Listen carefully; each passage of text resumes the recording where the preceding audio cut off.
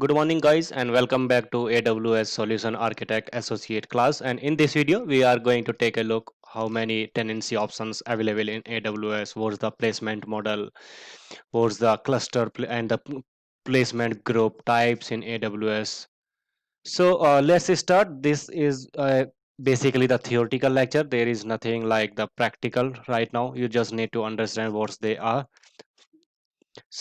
We have two types of the tenancy options in the AWS, and first one is the share tenancy. In the share tenancy, this is the default tenancy model, of course, for all the EC2 instance until unless you are not going to ask or putting the request or for the dedicated instance. So that is the default model available and for all the EC2 instance regardless of instance type, pricing model, and so forth.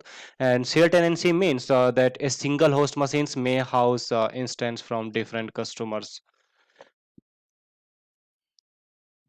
And second one is the dedicated instance. In the dedicated instance, you can run on hardware. Your instance running on the hardware that's dedicated to a single customer, and that hardware is not being shared by any other customers in AWS infrastructure. So as a customer runs more dedicated instance, more underlying hardware may be dedicated to their account. What's the basically seen in the shared instance means all the EC2 instance from the different customers, they may reside on the same piece of physical hardware, and then it doesn't mean if you have configured your EC2 instance and you launch an EC2 instance and other customer also launch the EC2 instance, so it's quite possible that you are sharing the same hardware, underlying hardware for your EC2 instance with the other customers. But in the dedicated instance is something you are not sharing your hardware with other customers.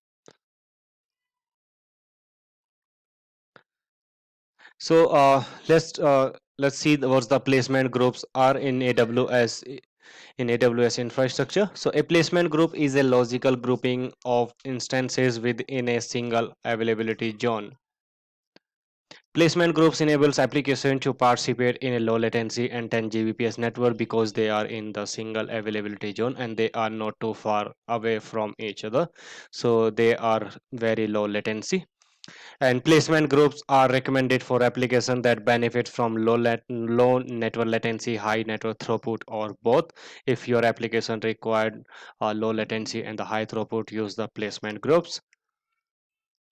And you can create a placement group using one of the following placement strategy, whether the cluster placement group.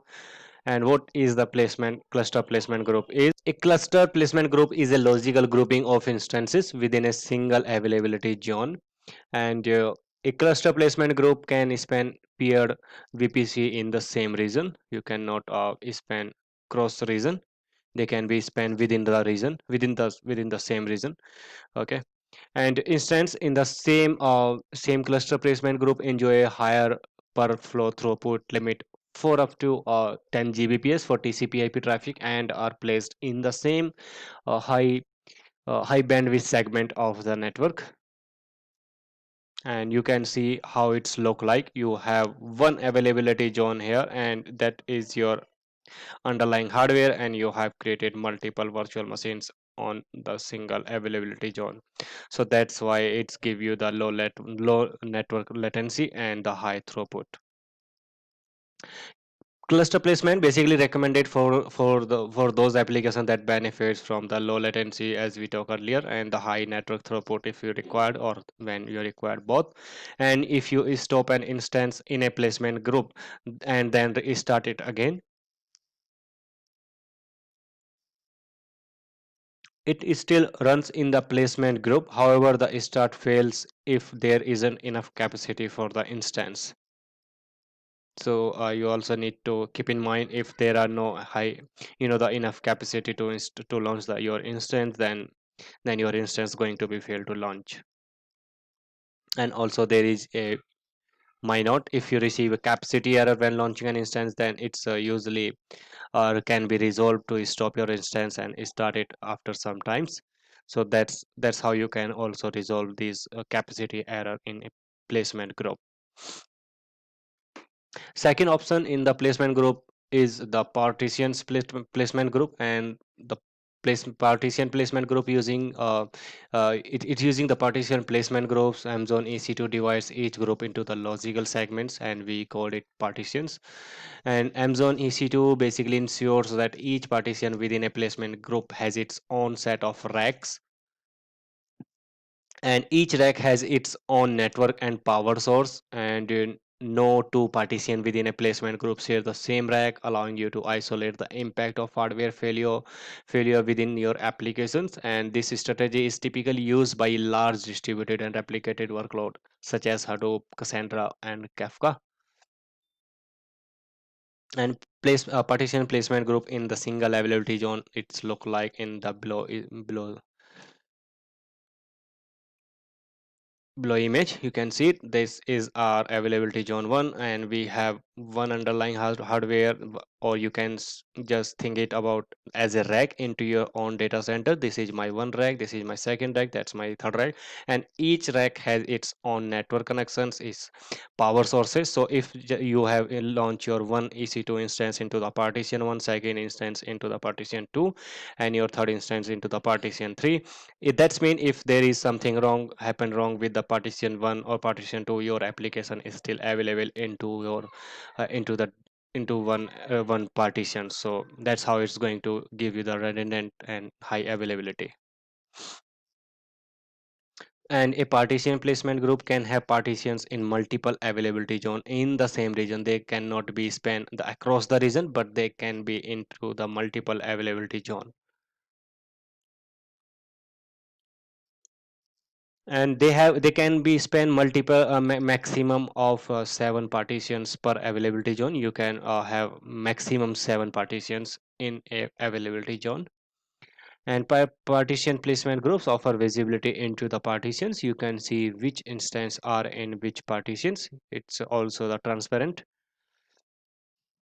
And here is the notes for these partitions. If you start or launch an instance in the partition placement groups and there is insufficient unique hardware to fulfill the request will fail. And again, you need to make more distinct hardware, because EC2 makes more distinct hardware available over the time. So you can try request again later, exact same as you did in the last dedicated placement group.